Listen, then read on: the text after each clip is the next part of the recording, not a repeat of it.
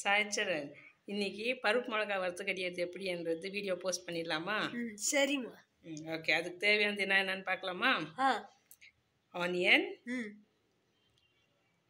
வெங்காயம், பூண்டு, காஞ்சி மிளகாவில் வேற ஃபுல்லாக ரிமூவ் பண்ணியிருக்கேன். ஸோ காஞ்சி மிளகா, மெழுகு, புளி, வெந்தயம், துவரம் பருப்பு, டொமேட்டோ, இதோட நம்ம மஞ்சள், பெருங்காயம் ஆட் பண்ணிக்கணும். ஸோ இது எப்படி செய்கிறதுட்டு இப்போ பார்க்கலாம். ஸோ குக்கரில் ஒரு 3 ஸ்பூன்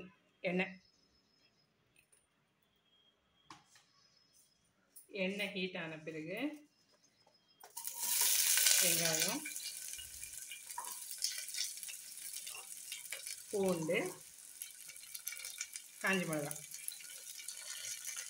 அதுலேயே மெழுகு,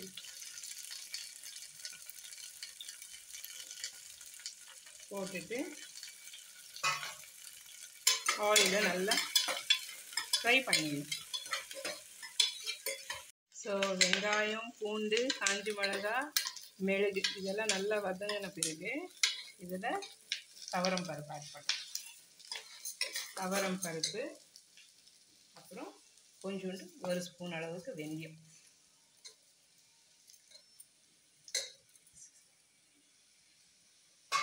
இதுவும் இதில் நல்லா அப்படியே கொஞ்சம் வாசனை வர்ற வரைக்கும் ஃப்ரை பண்ணிடணும்.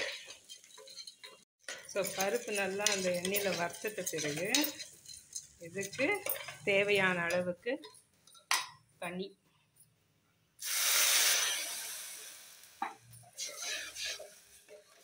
அப்புறம் மஞ்சள்,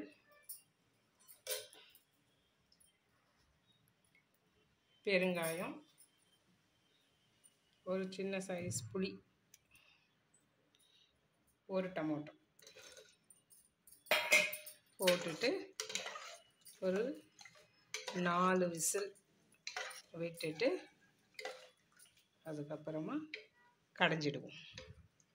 4 விசிலுக்கு அப்புறம் இப்போ பார்ப்போம். நல்லா வெந்துட்டு இருக்கு. இது கடைஞ்சிடுவோம். இதில் இருக்கிற தண்ணி ஃபுல்லாக ஒரு பாத்திரத்துக்கு எடுத்துட்டு இப்போ இது இந்த மண் சட்டியில் போட்டு கடைஞ்சிடுவோம். உப்பு ஆட் பண்ணிவிட்டு கடைஞ்சிடுவோம்.